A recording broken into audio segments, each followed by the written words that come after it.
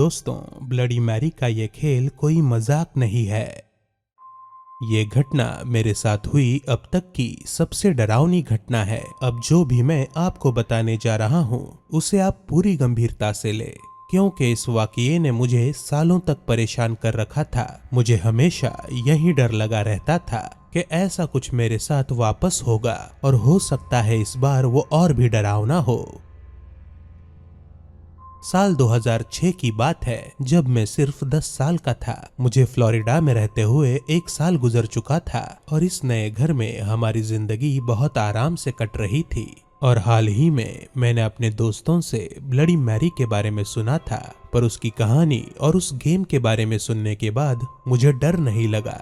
वैसे तो मैं एक निडर लड़का था। 5 साल की उम्र में ही मैंने स्लीपी हॉलो ये डरावनी मूवी देख रखी थी, लेकिन अब 10 साल की उम्र होने के बावजूद मुझे इन सब चीजों से डर नहीं लगता था। मैंने ब्लडी मैरी इस गेम के बारे में और इसे खेले जाने की पूरी प्रक्रिया के बारे में सारी जानकारी इकट्ठा कर ली, ताकि छुट्टियों में इस गेम को मैं अपने चचेरे भाइयों के साथ खेल सकूं। एक रात में बिना डिनर किए जल्दी सोने चला गया। उन दिनों मैं ब्लडी मैरी के इस गेम के बारे में कुछ ज्यादा ही सोचा करता था, और उस रात भी अपने बेड में आराम से लेटकर सीलिंग की तरफ देखते हुए मैं ब्लडी मैरी के बारे में ही सोच रहा था। स्टेप 1, बाथरूम का दरवाजा बंद कर लो। स्टेप 2, लाइट को बंद कर दो और मोमबत्ती जलाओ। स्टेप 3, आईने में देखते हुए 3 दफा उसका नाम लो। Bloody Mary, bloody Mary, bloody Mary. ये कहने के बाद मैंने अपनी आंखें बंद कर ली और पीठ के बल लेटे हुए सोने की कोशिश करने लगा।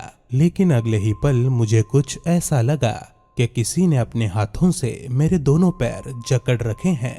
अचानक से मेरी दोनों आंखें खुल गई और मुझे ऐसा महसूस हुआ कि कोई मेरे दोनों पैर पकड़कर मुझे नीचे की तरफ खींच रहा है। फिर मैंने अपने पैरों को मोड़ते हुए पूरा जोर लगाकर उन्हें अपनी तरफ खींचा और एकदम से मेरे दोनों पैर आजाद हो गए। वो जो कुछ भी था उसने मेरे पैरों को अब छोड़ दिया था। उस वक्त मैं बहुत ज्यादा डर चुका था। वहाँ से फौरन दौड़ लगाकर मैं अपने पेरेंट्स के बेडरूम में चला गया। मॉम को मैंने पूरा वाकया बताया, लेकिन मुझ पर विश्वास करने के बजाय उसने मुझे डांट कर अपने रूम से भगा दिया। डर के वजह से उस रात मैं सो नहीं पाया। इस घटना के बाद से मैं हमेशा डर डर के सोया हूँ और सोते वक्त कभी अपने पैरों को खुला नहीं छोड़ता। उन्हें चद्दर से ढकने के बाद ही मुझे नींद आती है। दोस्तों, तो ये थी ब्लडी मैरी की एक डरावनी कहानी। अगर आपको ये वीडियो पसंद आया तो इसे लाइक और शेयर जरूर करें, और अगर आप ऐसी और डरावनी कहानियां सुनना चाहते हैं तो कमेंट करके मुझे जरूर बताएं। इसी तरह के और वीडियोस देखने के लिए डार्क अवर स्टोरीज को सब्सक्राइब करना ना भूलें।